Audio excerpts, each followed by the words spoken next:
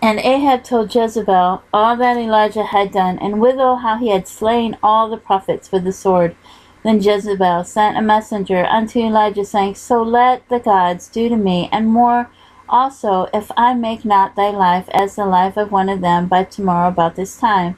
And when he saw that, he arose, and went for his life, and came to Beersheba, which belongeth to Judah, and left his servant there. But he himself went a day's journey into the wilderness, and came and sat down under a juniper tree, and he requested for himself that he might die, and said, It is enough now, O Lord, take away my life, for I am not better than my fathers.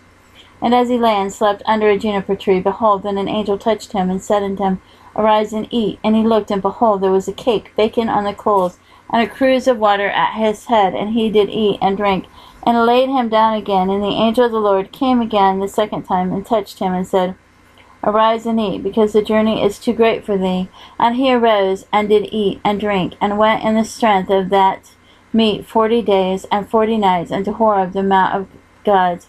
And he came thither into a cave, and lodged there. And behold, the word of the Lord came to him.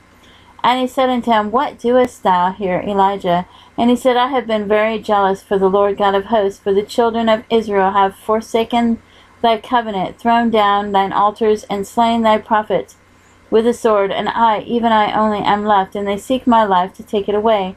And he said, Go forth, and stand upon the mount before the Lord. And behold, the Lord passed by, and a great and strong wind rent the mountains, and brake in pieces the rocks before the Lord. But the Lord was not in the wind, and after the wind an earthquake. But the Lord was not in the earthquake, and after the earthquake a fire. But the Lord was not in the fire, and after the fire a still small voice.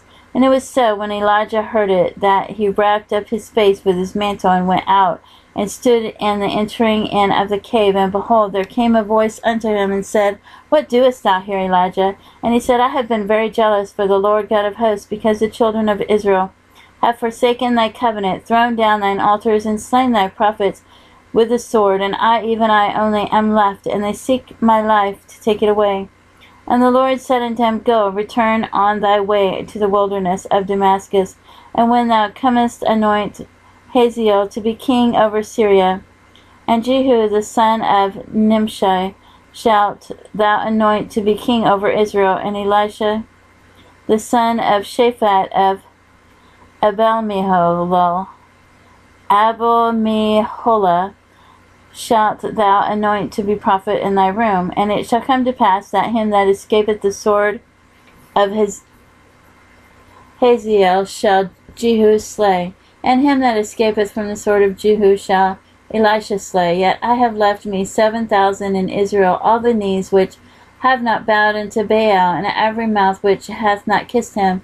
So he departed thence, and found Elisha the son of Shaphat, who was plowing with 12 yoke of oxen before him, and he with the 12th. And Elijah passed by him, and cast his mantle upon him.